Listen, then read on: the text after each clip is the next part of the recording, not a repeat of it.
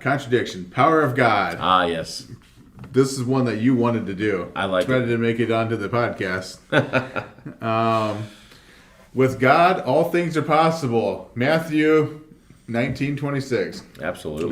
Nothing like half a verse taken out of context. Yeah, right. All right, let's see the contradiction. The Lord was with Judah and drave out the inhabitants of the mountain. I love the word drave out. Yes, lots of draving. I don't. But could not drive out the inhabitants of the valley because they had iron chariots. Woo! Yes.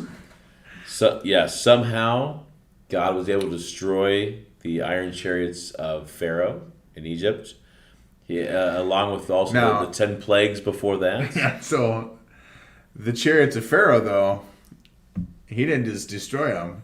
He did it in style. The parting of the Red Sea. Totally dismantling. Yeah. Yes. They get stuck in the mud. The Israelites walk through on dry ground. The chariots get stuck in the mud. Wheels are falling off. Right. People are screaming. Water crashes in. But it's a rough situation. These iron chariots, no. These are... Right. I mean, he created These the whole must have been universe. American-made iron chariots. Yeah, right. American-made. You think about the power to create the whole universe, worldwide flood. There's all these things that, you're assuming to be true as you go through the Bible. Yeah. And then all of a sudden, the chariots of iron. Hey, he got some chariots of iron. No. Can't stop that. Okay, so first off, we got to address Matthew, okay? Yeah. So Matthew 19:26, red flag always when you have like 6 words. And like that's the main point. Mm-hmm. When you have the ...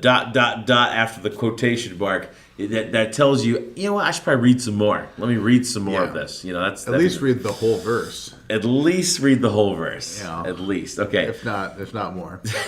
So with God, all things are possible. What is he even talking about? Okay. So this is, you have the rich young man that comes up. He's trusting in his own riches and things. A lot of the Jews would have a general understanding that if you were wealthy and healthy, you were righteous. You were good to go. Right. Abraham. Right. Yeah. Job, all these right? rich patriarchs. You look back and clearly he was right with God. Look at that. He's got some camels. So the disciples, they had this understanding, and so that's why they reacted in verse 25 when Jesus basically says, "There's no way a rich person can get into heaven on his own. Can't do it." Can't do it. Then the disciples, the jaw hits the floor. Who then can be saved? How in the world can I get there then? So then that's when verse 26 comes up. Yeah. He says, but Jesus looked at them and said, he's just like, how long is it going to take for you guys to get this? He looks at them first, okay? But then he says these powerful words here.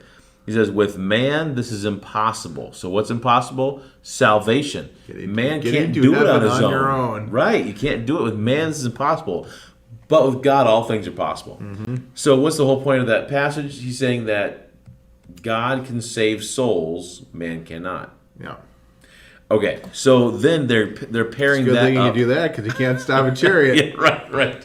Yes, goodness. Indeed. Okay. So then they pair that up with Judges 1:19. Now, remember, Judges, context, right? This was not a good time in Israel's history. No. Not a good time. And they were not doing what was right. They were failing to trust in God. They were being wise in their own eyes. Okay, so knowing that that's where Israel's at right now, then we look at this and we see that God has given them tons of victory.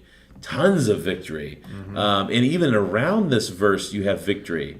In verse 18, right before it, Judah also captured Gaza with its territory, and Ashkelon with its territory, and Ekron with its territory. These are powerful places with powerful people.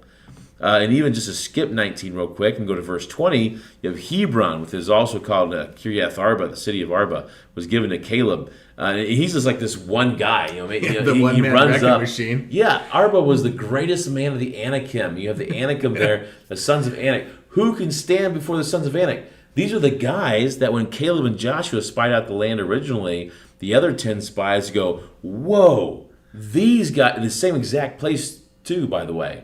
And they said, there's no way we can do it. The whole nation turned. Caleb, he's like, no, God can do anything. And so he runs up and takes the mountain himself. But we back up to verse 19. There's something different here. It says, and the Lord was with Judah. That's good. Yeah. And he took possession of the hill country. That's good. But he could not drive out the inhabitants of the plain. That seems strange. Is there a reason? Because they had chariots of iron. And so that becomes the key. So then you think, well, to be biblically consistent, I know that it's not about a limitation of God's power, so it must be the limitation of the people. What was the limitation in the whole book? They were faithless. They were backing off from God. So then I think of even Peter walking on the water. And Jesus says, come out, and he does. He starts out well, just like Judah did here. Starts out well. But then what does he do? He takes his eyes off Jesus, and he looks down over here at the wind and the water. And he goes, oh no, I can't do it. And that's when he starts sinking. Yeah. After having walked on the water. You take with your Jesus eyes right off there. of Jesus Yes. and put it on your distractions. Yes. And that's what happened.